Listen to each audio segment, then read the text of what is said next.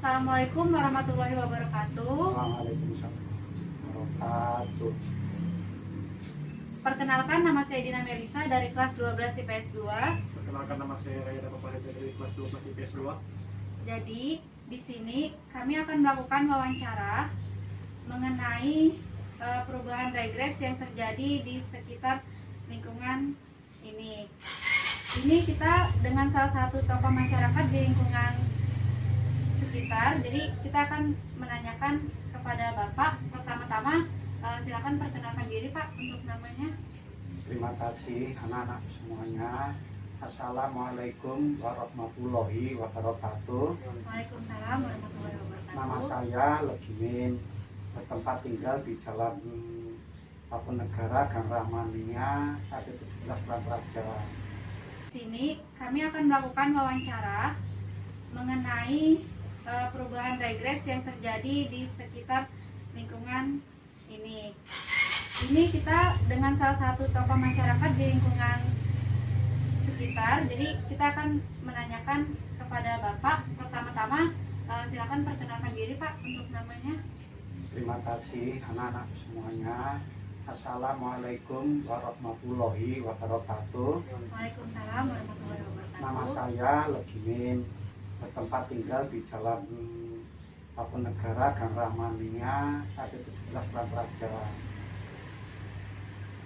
Ini kepada anak-anakku semua yang akan menyelesaikan studi pada tahun ini, mudah-mudahan. Jadi ini langsung ke pertanyaan ya Pak. Ya, Yang pertama itu ada apa saja perubahan sosial yang bersifat regres atau bersifat membawa kemunduran bagi masyarakat yang saat ini sedang terjadi. ini anak-anakku semuanya. Ini kehidupan di masyarakat itu sangat majemuk atau bermacam-macam. Sehingga dengan adanya tingkat kehidupan dan sosial ekonomi yang berbeda-beda, itu seakan-akan menimbulkan kesenjangan.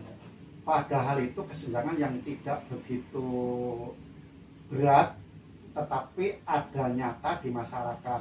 Oleh karena itu, dalam kita mengatasi atau melihat kesenjangan itu, menurut saya itu sangat mudah. Pertanyaan yang kedua ini, mengapa perubahan sosial tersebut bisa terjadi? Ini menurut Bapak pribadi sih Pak. Menurut saya kenapa bisa terjadi permasalahan ini, kan memang demikian kehidupan kita di masyarakat. Dalam arti tidak mungkin kita akan bisa mencakup secara keseluruhan kehidupan yang dikatakan berkecukupan. Tetap seperti ada istilah itu, ada yang mampu, ada yang kurang atau tidak mampu. Dalam hal ini bisa terjadi karena sebenarnya memang itu faktor alamnya seperti itu. Jadi kita tidak bisa mengatakan orang kaya beruntung, orang yang kurang itu merugi, tidak. Tapi sama-sama memang kehidupan sosial di masyarakat seperti itu. Jadi kita maklumi, dan itu memang terjadi di mana-mana, tidak hanya di lingkungan ini saja. Lanjut untuk pertanyaan ketiga, apa dampak yang ditimbulkan dari perubahan sosial tersebut, yang terutama pada masa pandemi ini sekarang Pak, menurut Bapak? Terima kasih. Sekarang ini orang menyebutkan pandemi, atau orang itu mengatakan ini sedang ada wabah. Sehingga dengan adanya wabah ini seakan-akan membuat atau menjadikan kesenjangan antara yang berada atau beruntung dan kepada orang yang kurang berada atau tidak beruntung. Barangkali kalau orang yang berada itu tetap merasakan dampaknya tidak seberapa, tapi bagi orang yang miskin atau tidak berada itu sangat terasa sekali. Misalnya mau beli masker, uangnya tidak cukup. Mau beli misalnya untuk mencegah atau menambah imun kita, misalnya susu beruang yang dulu relatif murah menjadi mahal dan sulit untuk didapat. Dan juga alat-alat prokes yang lainnya, ini sangat sulit didapat. Kemudian juga untuk memperoleh vaksinasi, ini masih diutamakan kepada yang lansia. Kemudian juga baru merambah kepada yang lain karena keterbatasan negara kita untuk menyediakan vaksin tersebut. Lanjut untuk pertanyaan keempat, bagaimana upaya mengatasi perubahan sosial tersebut, terutama pada masa pandemi ini? Memang di masa-masa pandemi ini sangat terasa sekali pengaruhnya di dalam perekonomian.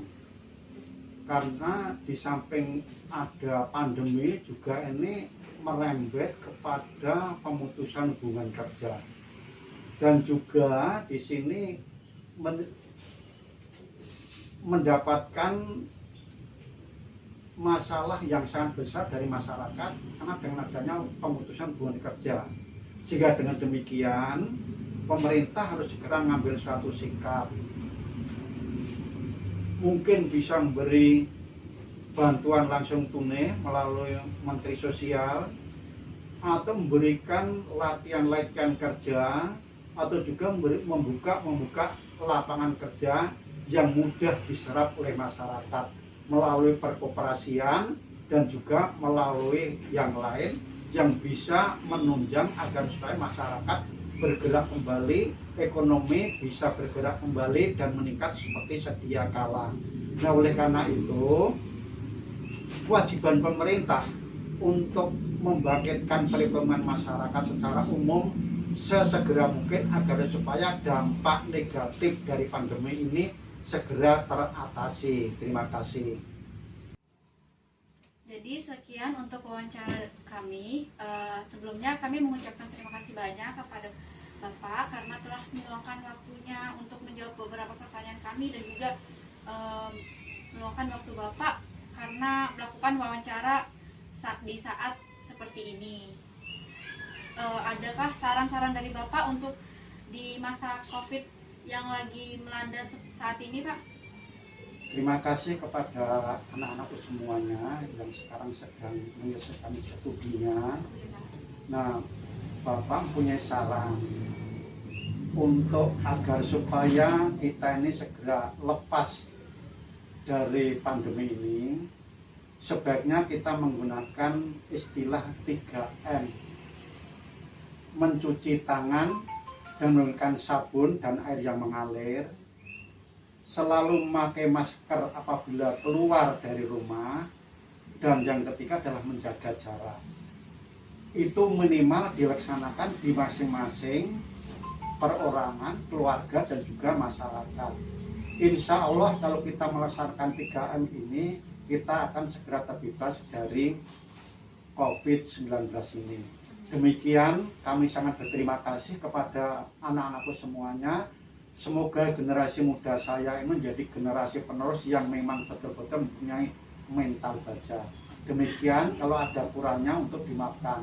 Dan kami akhiri, wassalamualaikum warahmatullahi wabarakatuh.